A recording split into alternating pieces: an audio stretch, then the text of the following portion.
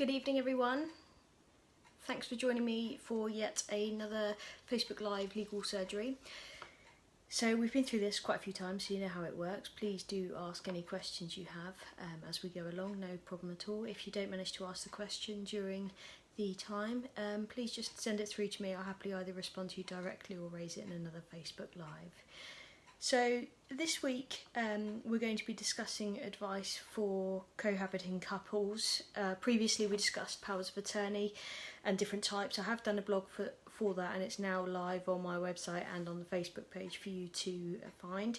So there's quite a lot to go through this week on the cohabiting side of things, so I'm going to just crack straight on with that. But if you have any questions in the meantime, please do just let me know. So as a property lawyer, I get asked about this very, very often by couples who are young couples buying properties, not necessarily young, perhaps divorced and in a future relationship.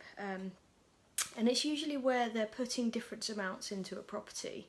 It doesn't just need to be that, but that's going to be one of the focuses of the advice I'm giving today. It's quite a difficult subject because it's not something you want to think about when you're buying a property. It's a very exciting time and you don't want to think about potentially splitting up with the person you're going to buy that property with. However, if you consider it more of an insurance policy, so it's there just in case you need it if the need arises, rather than thinking it's there to be used definitely. It's kind of like a life insurance, something like that. So these are the type of things we're talking about today. It is, as I say, it's very difficult to imagine that a relationship won't work out, but it does sometimes happen. So there's different things to consider. So with property ownership, one of the main considerations is the amount that you each contribute towards that purchase price. So quite often one individual or their family may contribute more money than the other. It's quite common. It's not an issue. It doesn't mean anything. There's no sort of major issues moving forward, but it's always good to secure that financial contribution, especially if it has come from another family member, because it may be that you need to repay them in due course or something along those lines. So where there's a contribution of unequal amounts, it's always advisable to do what's called a declaration of trust. Now that can set out separate shares, who owns what the mortgage contributions will be, utility bill contributions, things like that. It just outlines who is responsible for what, and if the property were to be sold, who would get what out of the property. Obviously, generally speaking, there'll be a mortgage, so that will be repaid first, and we're talking about the balance after that.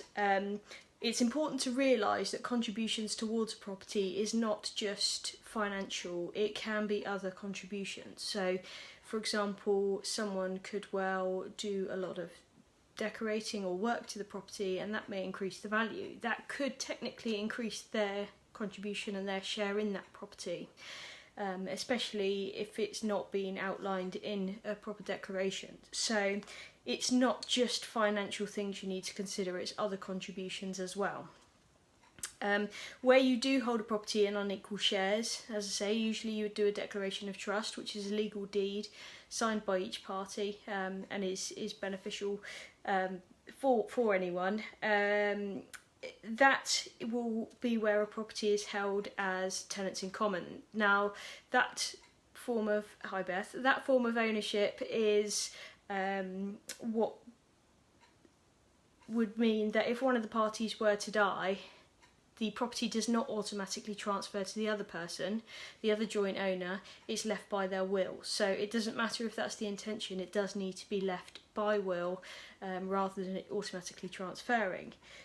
The alternative to that is joint tenants. So if one of the parties were to die, it would automatically transfer to the surviving person. Now, ordinarily, it's usually done where people are unmarried as tenants in common rather than joint tenants, because of that potential issue that they could end up losing a share in a property, or the family could, and so on. So that's the reason it's done. You can, of course, leave the share by will to the remaining owner, and that's probably the way I would recommend doing it in the first instance.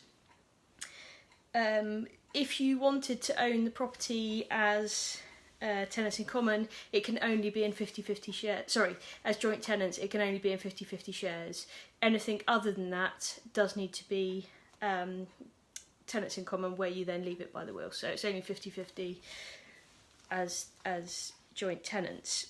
It is possible, if the property is not in joint names, for an individual to claim an interest in that property. It's called a beneficial interest. So if the property is being bought by, for example, boyfriend and girlfriend, and the girlfriend contributes all of the money and it's in her name, the mortgage is in her sole name and everything else, the boyfriend, if they contribute to ongoing costs or do maintenance or contribute financially towards the ongoing use of the property, they could gain a beneficial interest.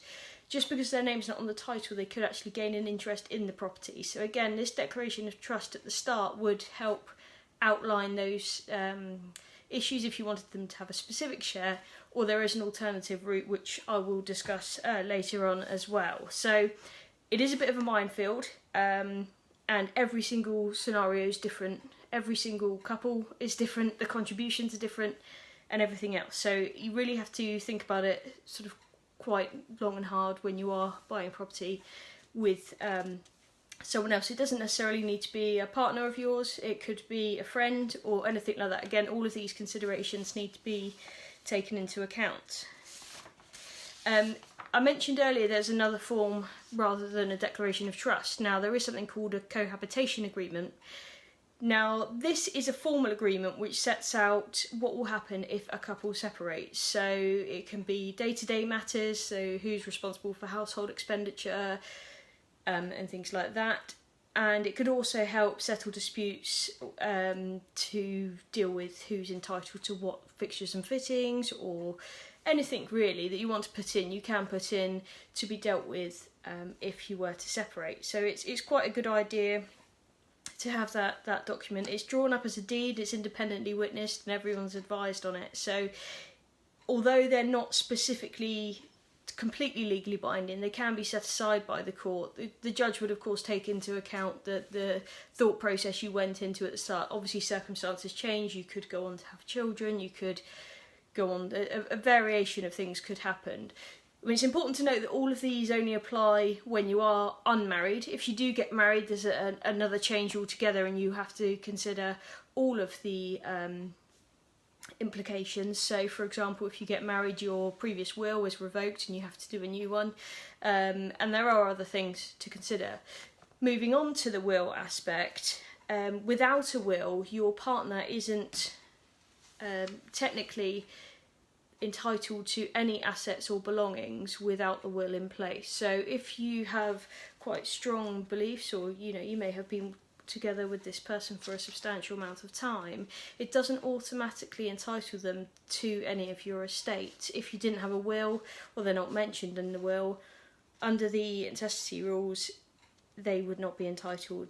I've been through it before, but the general principle is it goes to family members. So it would go to a spouse, then children, parents, and so on down the chain. So again, it's really important that you have your affairs in order if you did want a partner to benefit from the will.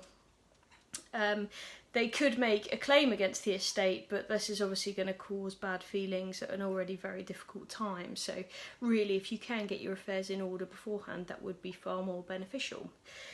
There are other implications with regards to inheritance tax as well. So we've discussed previously that spousal gifts to each other, they're free of inheritance tax. That doesn't apply to unmarried couples. So some couples who've been together for a long time, you do find that they do get married purely for inheritance tax purposes. There's nothing wrong with that, it's not very romantic, but that's their decisions. But there are benefits, of course, to that.